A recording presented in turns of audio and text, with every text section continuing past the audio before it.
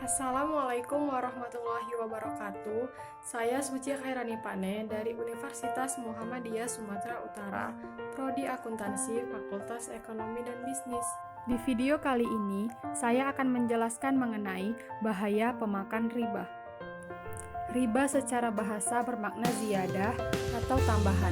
Pengertian riba secara teknis adalah pengambilan tambahan dari harta pokok atau modal secara batil.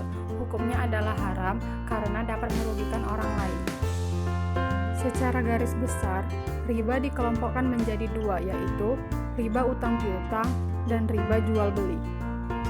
Kemudian, riba utang piutang terbagi lagi menjadi riba qard dan riba jahiliyah. Sedangkan riba jual beli terbagi atas riba fard dan riba nasi'ah. Berikut paparan mengenai bahaya bagi pemakan riba. 1. Mendapatkan dosa besar. Pemakan harta riba akan mendapatkan dosa yang besar. Dari Abu Hurairah radhiyallahu anhu dari Nabi Shallallahu alaihi wasallam bersabda, 1 dirham uang riba yang dimakan oleh seseorang dalam keadaan mengetahui bahwa itu adalah uang riba, dosanya lebih besar daripada berzina sebanyak 36 kali. Hadis riwayat Ahmad dari Abdullah bin Hanzalah. Yang kedua, dibangkitkan pada hari kiamat dalam keadaan gila.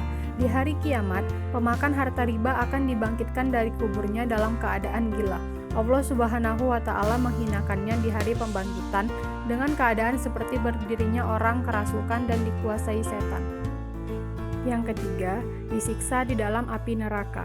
Ia akan disiksa oleh para malaikat Allah Subhanahu wa Ta'ala yang tidak selalu patuh terhadap perintahnya, terkecuali ketika telah bertaubat dan memohon ampun kepada Allah Subhanahu wa Ta'ala. Dan sesungguhnya Dia adalah Zat yang Maha Pengampun. Allah Subhanahu wa Ta'ala berfirman, "Hai orang-orang yang beriman, janganlah kamu memakan harta riba dengan berlipat ganda, dan bertakwalah kamu kepada Allah Subhanahu wa Ta'ala supaya kamu mendapatkan keberuntungan." Quran Surah Ali Imran ayat 130. Yang keempat, doa tidak dikabulkan.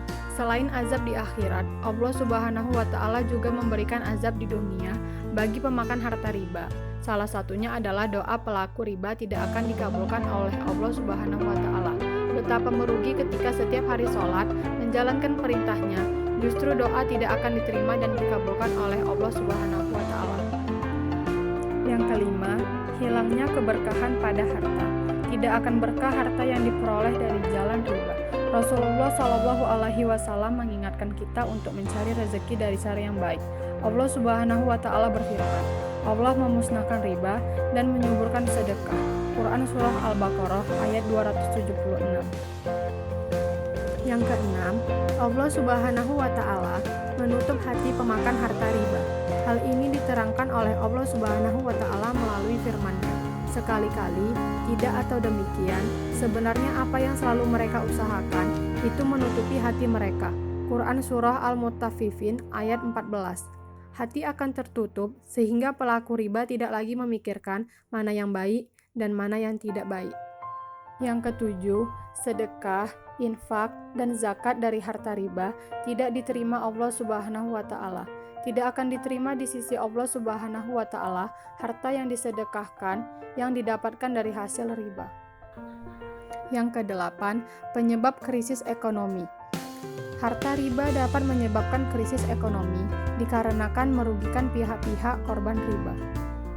Yang kesembilan, hubungan persaudaraan menjadi retak. Jika riba marak dilakukan, hubungan persaudaraan antar manusia menjadi retak. Hubungan menjadi renggang dikarenakan ada pihak yang dirugikan.